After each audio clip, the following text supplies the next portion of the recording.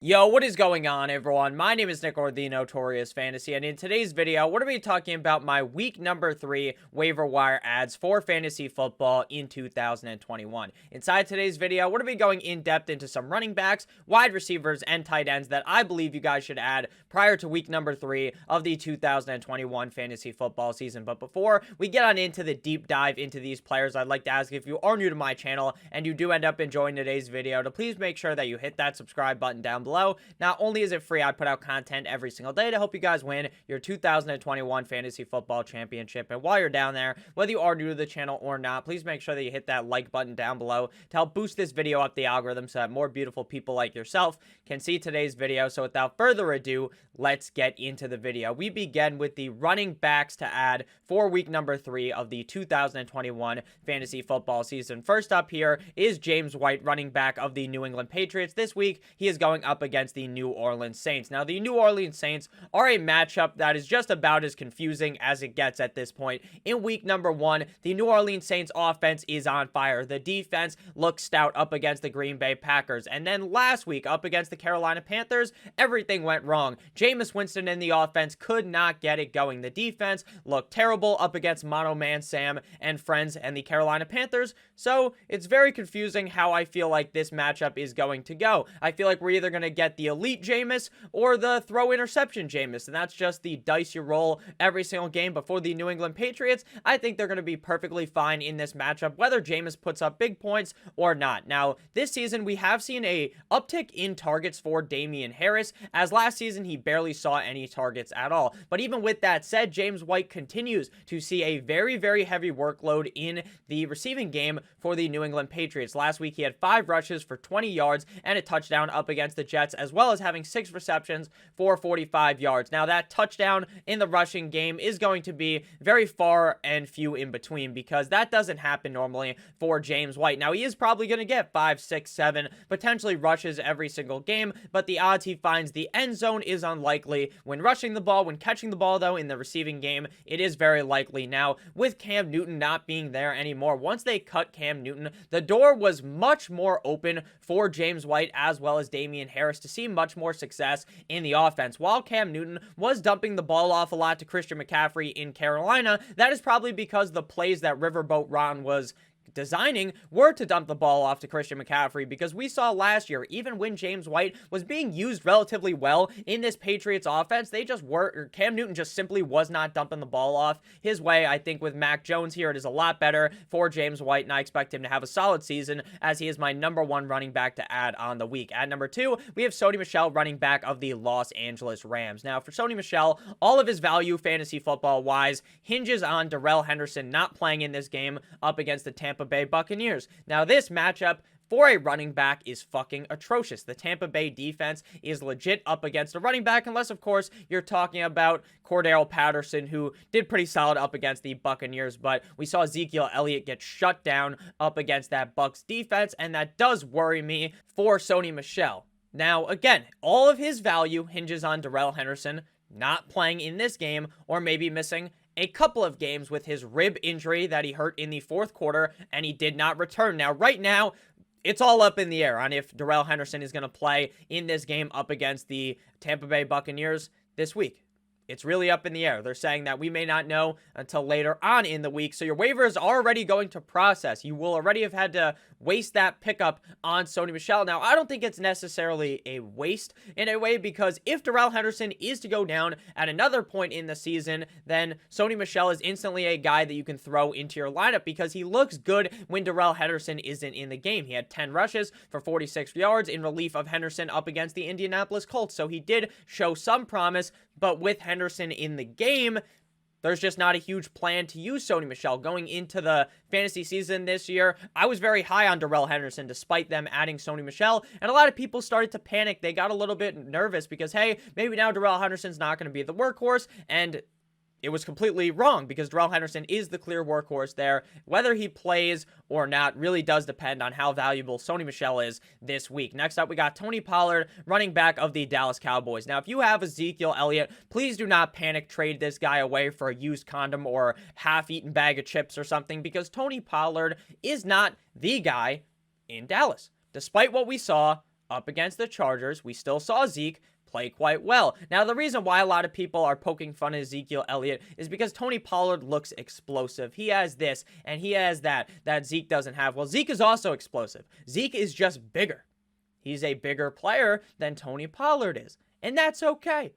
That's okay, because Tony Pollard's role in this offense isn't to week in and week out have the workload that he got last week. Up against the Chargers, he had 13 rushes for 109 rushing yards and 1 touchdown, as well as adding on 3 receptions on 3 targets for 31 receiving yards. Now, again, I'm still advising you guys to pick up Tony Pollard because, hey, if Zeke was to go down, and in some of these plush matchups where maybe you see the Cowboys have a soft defense they're playing against, maybe they're going to look to run the ball a lot, then maybe you can play Tony Pollard. But Ezekiel Elliott is still the clear workhorse running back in Dallas. But if he was to go down, if you are a Zeke owner, please make sure that you pick up Tony Pollard. Next up, we have Alexander Madison, running back of the Minnesota Vikings. Now, Dalvin Cook did get banged up and is battling what Mike Zimmer is calling a little bit of an ankle sprain, just a little ankle sprain for Dalvin Cook coming on and off the field towards the end of the game. Now, I doubt Cook misses time, but we remember in the past, Dalvin Cook has not played a complete season. Now, am I here to tell you that Dalvin Cook is going to miss some serious action this season due to injury? No, because I'm not a fucking doctor, and it's impossible to predict an injury for Dalvin Cook. But what this does tell you is that if you have Dalvin Cook and Alexander Madison is available, that you want to pick him up. Now, I expect, like I said, Dalvin Cook to be healthy and good to go up against the Seattle Seahawks this week. But if he isn't, again, I expect that he is. If he isn't, then Alexander Madison has the potential to be a top 12 running back when Cook is gone. Madison had 3 rushes for 11 yards in that game last week. Again, he's not going to be used very much at all. Tony Pollard does get more usage week in and week out than Alexander Madison will, but Madison also has that same upside if Dalvin Cook was to go down. If you guys have noticed in this waiver wire part of the this running back section of the waiver wire video, none of these guys really scream, holy shit, I need to put 60% of my fab, 70% of my fab. It's not like Elijah Mitchell last week, but Elijah Mitchell disappointed. I know he did. I thought he scored that touchdown. They called it back. It is what it is. But none of these guys scream out to me that I need to put a bunch of fab onto any of these players. If you have questions about fab, if you have questions about which guy to put where. Now, again, these guys are ranked in my preference of where to add them, so hopefully that answers your question. But if you have any questions, let me know down below in the comments. So next up, we have JD McKissic, running back of the Washington football team. Now, this is a situation that is about as up in the air as it gets. In week number 1, we see no usage for J.D. McKissic, and I'm like, holy shit, wheels up for Antonio Gibson. And basically, everyone thought that. Going into the season, I may have been not extremely low on Antonio Gibson, but I wasn't extremely excited to draft Alexander Madison where he was going, or not Alexander Madison, very excited to draft Antonio Gibson where he was getting drafted. But then a lot of people were. They were talking about how this guy's the next Christian McCaffrey, and I could see it, right? He has the skill set to be that, but will Riverboat Ron over there in Washington give him the workload to become Christian McCaffrey? And not necessarily actually Christian McCaffrey getting potentially like 30-plus PPR points a game, but a guy that's heavily involved on third down as well, getting a lot of receptions. And in week 1, that was the case. Gibson was the guy. And then going into week 2, I'm like banging the drums aggressively. I'm like, you know what? It's Antonio Gibson season. I was completely wrong on J.D. McKissic's usage, because week number 1, McKissic had 1 rush and 1 target in that game. And then in week number 2, up against the Giants, he had 4 rushes for 10 yards, a goal line touchdown, with 6 targets on 4 or 5 receptions and 85 yards. So he is worth the pickup right now. He may be even more valuable than Tony Pollard and Alexander Madison, but I frankly have no fucking idea what to think. Will we see J.D. McKissic's usage be like week 1, where he's irrelevant, or will we see it where it was in week 2, where he's very relevant in this offense? Will it be a complete and utter toss-up every week? Maybe one week it's Antonio Gibson getting a lot of the receptions. He's working in on third down. And then there's going to be other games where J.D. McKissic is doing that. Is it going to be very confusing? I'm not sure. So again, add J.D. McKissic. People probably cut him after they saw his performance in week number 1. And would I have told you to keep him? Probably not, because what I saw in week 1 was a running back that was not going to be very involved at all in an offense. But in week number 2, it was the complete opposite. If you guys have ended up enjoying this video thus far, please make sure that you guys do hit that subscribe button down below, as well as hitting that like button. And if you have a Twitter and would like to follow me on there, follow me at NotoriousFNTSY. Link to my Twitter in the description. Next up, we have Cordarrelle Patterson, running back of the Atlanta Falcons. Now, depending on what fantasy platform that you guys play on, Cordarrelle Patterson may be listed as a running back / wide receiver, so you can play him in the running back or the wide receiver spot. On a lot of sites, he is in the running back category, so that's where we will be talking about him in this video. Despite Mike Davis, in my opinion, being much more talented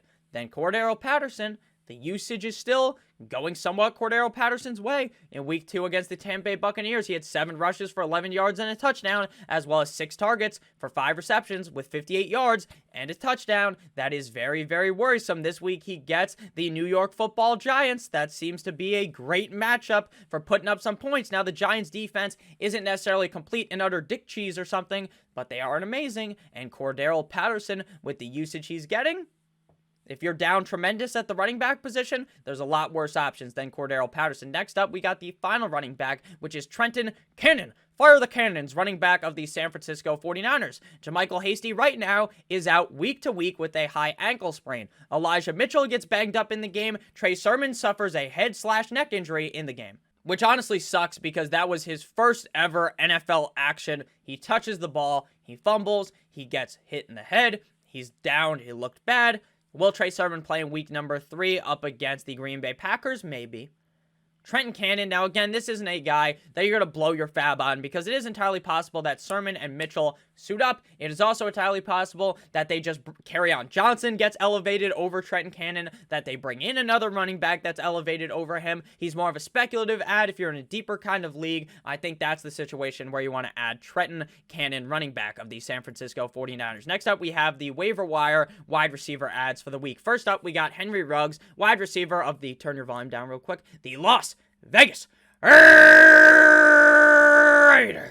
The Raiders offense looks great. Derek Carr looks like fucking Patrick Mahomes or something. Now, again, not exactly the same, but you get what I'm talking about. Derek Carr looks really good. Week 2 up against the Steelers, Henry Ruggs had 5 receptions for 113 yards and a tug. It seems like we may start seeing that consistency out of Henry Ruggs. In the same note, now these aren't the same players, but for the Baltimore Ravens, Hollywood Brown is starting to see this consistency. Maybe these fast wide receivers are starting to get that consistency if this offense continues to be strong. But the biggest issue here is we know what happens with Jon Gruden. They start off strong. It looks like, holy fuck, this is the Raiders team that we've been waiting for if you're a Raiders fan, or if you're just someone watching the NFL like I do. I'm a fan of the Dolphins, who they're playing this week. This is not the best matchup, but if Tua's not in the game, Tua has that rib injury. If Tua doesn't play, I expect the Raiders to dick us down. I expect the Raiders to absolutely skull fuck the Miami Dolphins. Despite us having a great defense, it's not going to matter.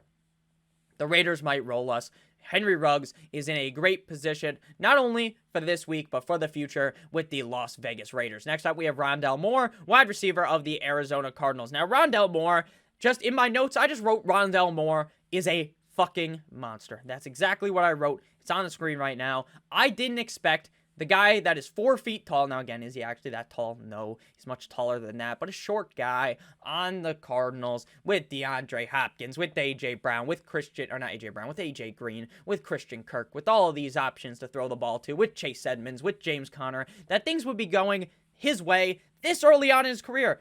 These were his first 2 NFL games. Week 1 up against the Tennessee Titans, 4 of 5 for 68 receiving yards, 1 receiving yard off of being very nice, I like, with 69 receiving yards. Week 2 up against the Minnesota Vikings, 8 targets, 7 receptions for 114 yards and a touchdown. This Arizona Cardinals offense looks fucking unstoppable. Kyler Murray looks like he's playing Madden in real life out there. He does. He runs left. He runs right. He runs right again. He runs left. And I don't even think that made sense, but he runs right. He runs left. He runs right. He runs left. He fucking does the do-si-do behind the offensive line. He's playing Dance Dance Revolution back there. And then he closes his eyes, turns around, 360 like he's in fucking phase. He throws the ball, and then magically, it's right on the money.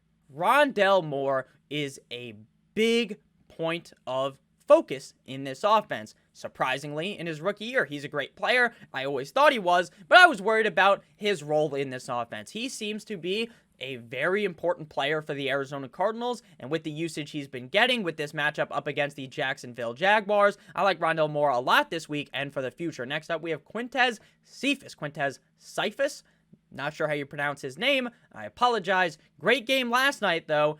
Up against the Green Bay Packers. Even in that loss, he played quite well. This week, he gets the Baltimore Ravens. Now, Cephus, again, if I say your name wrong, I apologize, Mr. Quintez, if you're watching this video. It appears that this man is the wide receiver 1 in Detroit, and that he's the clear standout player. He's like the number 1 target out there besides TJ Hawkinson. Week 1 up against the 49ers, 3 receptions on 6 targets for 12 receiving yards, and a tug. Week 2 up against the Green Bay Packers in Lambeau Field, having 4 receptions on 7 targets for 36 receiving yards, and you guessed it, a tug. 2 tugs in 2 weeks.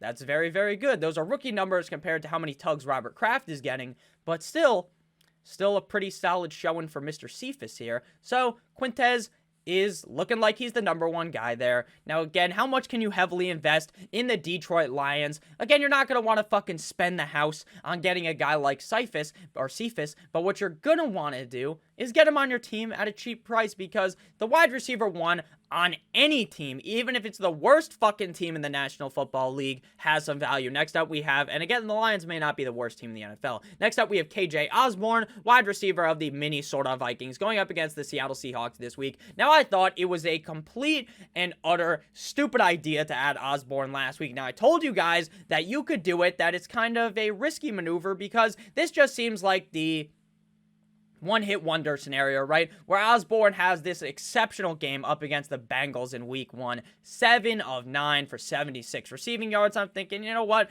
That's a fluke. Justin Jefferson's going to have a better game. Adam Thielen will still be fine there. So KJ Osborne's the clear 3 in Minnesota. Maybe Kirk Cousins goes back down to earth, because Kirk Cousins was playing way better than I'd probably ever seen Kirk Cousins since he was in Washington. But I guess that take was fucking stupid, because KJ Osborne in week 2 up against the Arizona Cardinals, 5 of 6 for 91 yards and a touchdown. While he's the wide receiver 3 on the team, if they continue to have this high pace of the Minnesota Vikings offense, Osborne is a steal right now, where you can get him. Next up, we got Rashard Higgins, wide receiver of the Cleveland Browns. Jarvis Landry is week to week with a sprained MCL. Week to week typically does not mean something very, very good. That means that's some serious time. Rashard Higgins, this guy's not Jerry Rice or something, but he's all right.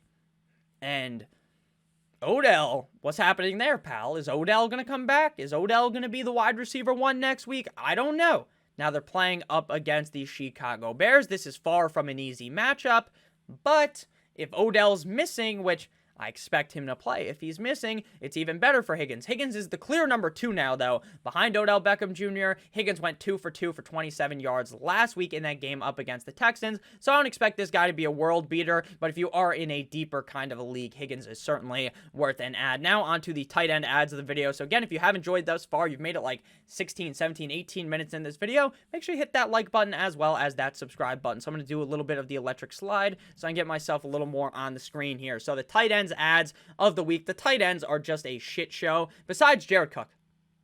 Now, I've been hammering the drum for Jared Cook in week 1, week 2, and now in week 3. And I'm probably going to do it in week 4, because for some reason, not everyone's picking up Jared Cook. If Cook is available, he's by far and away the best tight end waiver wire option. Week 1 versus the Washington football team, 5 receptions on 8 targets for 56 receiving yards. Week 2 up against the Dallas Cowboys, 3 receptions on 5 targets for 28 receiving yards. So again, he's not going to be this guy that scores like 3 touchdowns in a game, 2 touchdowns in a game like Rob Gronkowski. Here up against the Chiefs, I expect this to be a back and forth affair where Jared Cook should be relatively involved. Next up, we got Max with 2 X's, Williams of the Arizona Cardinals, going up against the Jacksonville Jaguars in Jacksonville. The Cardinals, in my recent memory, when I'm looking back, when I'm thinking about Carson Palmer, when I'm thinking about these other quarterbacks, when I'm thinking about the chosen one, Josh Rosen, I'm not thinking about how, hey, this team has an elite tight end, because off of my memory, they have never had that. With that said, the Cardinals, they're on a warpath. They're looking insane. And maybe that gives Williams the upside week in and week out. Now, week number 1, he's a snoozer. He does nothing. But in week 2 up against Minnesota, 7 for 94 receiving yards. Now, again, this is definitely an upside shot. This is definitely a low floor shot, because I wouldn't be surprised if he had 0 fucking targets next week, but I still think he's worthy of the ad because of how good Arizona is, as well as how good this matchup is up against the Jacksonville Jaguars. So final player to be discussing today is Austin Hooper, tight end of the Cleveland Browns. While we have entered the bottom of the barrel at the tight end position, could be worse than Hooper, especially with Jarvis Landry missing some time, which we just talked about with Mr. Higgins week to week. That means that's some decent time in most scenarios. Now, again, could he come back very soon? Yes, but in most situations, that's not very good. So week 2 up against the Texans, 5 receptions on 5 targets for 40 receiving yards. Now, the thing that sucks most about Hooper is that Njoku is still getting a decent amount of usage in this offense, despite them bringing in Hooper. Basically, in my head at least, means that they weren't believing in Njoku, but they're still using Njoku a decent amount, which sucks for Hooper, but Hooper should be fine this week up against the Chi-Town Bears. So thank you guys all so much for watching. If you did end up enjoying, please make sure you leave a like down below. Make sure you hit that subscribe button as well. I love each and every single one of you guys. Thank you for all the support recently. I hope you did end up enjoying this video. As always, good boy.